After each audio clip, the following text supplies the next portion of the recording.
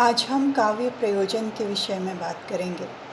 भारतीय काव्य शास्त्र में चिंतकों ने इस बात पर बहुत विचार विमर्श किया है कि मनुष्य कविता क्यों लिखता है, कविता लिखने के पीछे क्या प्रयोजन है, अर्थात क्या उद्देश्य है। आज हम काव्य प्रयोजन पर उन सभी बातों पर विमर्श करेंगे जो हमारे आचार्यों ने बताए हैं। सबसे पहला प्रयोजन काव्य शास्त्रियों ने बताया कि मनुष्य यश के लिए कविता लिखता है।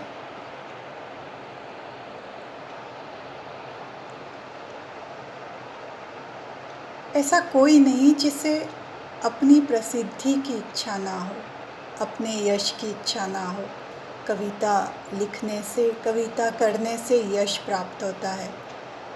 पुराने संस्कृत कवियों को देख लीजिए, कालिदास, भवभूति, बाद में तुलसीदास, सूरदास या आधुनिक युग में प्रसाद, निराला, ऐसा कोई भी नहीं जिसे प्रसिद्धि प्राप्त ना हुई हो। इसलिए ये एक महत्वपूर्ण प्रयोजन है जिसके कारण लोग कविता की रचना करते हैं। दूसरा महत्वपूर्ण प्रयोजन माना जाता है अर्थ के लिए, अर्थात धन प्राप्ति के लिए। ये भी कविता लिखने का एक महत्वपूर्ण प्रयोजन है।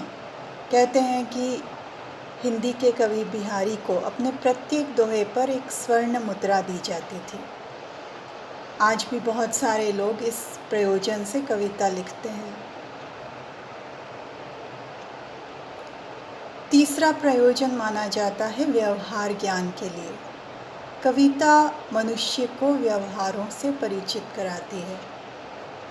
पुराने समय में जो भी ग्रंथ लिखे गए उसमें एक महत्वपूर्ण उद्देश्य ये रहता था कि आने वाली पीढ़ी को हम लोग बहुत सारी बातों से, नैतिक शिक्षाओं से परिचित करवा सकें। पंचतंत्र तो पूरा का पूरा इसी प्रयोजन से लिखा गया। एक और महत्वपूर्ण प्रयोजन हमारे आचार्यों ने माना है शिवेतर क्षतये। शिव मतलब कल्याण, शिवेतर मतलब कल्याण से इतर मतलब अमंगल। अमंगल की क्षति करने के लिए, अमंगल को दूर करने के लिए हमारे बहुत सारे आचार्यों ने, बहुत सारे कवियों ने इस हेतु काव्य रचना की। कहते हैं तुलसीदास को जब बाहु में पीड़ा हुई तो उन्होंने इसकी मुक्ति के लिए हनुमान बाहुक की रचना की। ऐसे ही मयूर कवि ने सूर्य की स्तुति में सूर्य शतक लिखा। इस तरह ये भी एक महत्वपूर्ण प्रयोजन है जो कविता की रचना की तरफ प्रेरित करता है। हमारे आचार्यों ने जो एक और महत्वपूर्ण प्रयोजन माना है वो है कांता सम्मित तयोपदेश युजे, अर्थात कांता स्त्री की तरह से मधुर ढंग से उपदेश देने के लिए। हम सब जानते हैं कि गुरु या पिता जो उपदेश देते हैं वो बड़ा निष्ठुर होता है, कठोर होता है और आसानी से ग्राह्य नहीं होता। इसकी तुलना में माँ या स्त्री जब कोई बात कहती है तो बड़े मीठे ढंग से कहती है, मधुर ढंग से कहती है।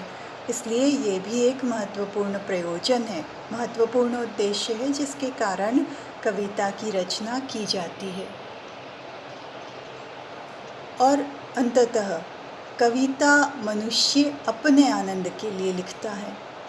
सद्यः पर निवृत्तये, सद्य तत्काल, पढ़ने के साथ ही तत्काल आनंद प्राप्ति के लिए मनुष्य अपने भावों को अभिव्यक्त करता है।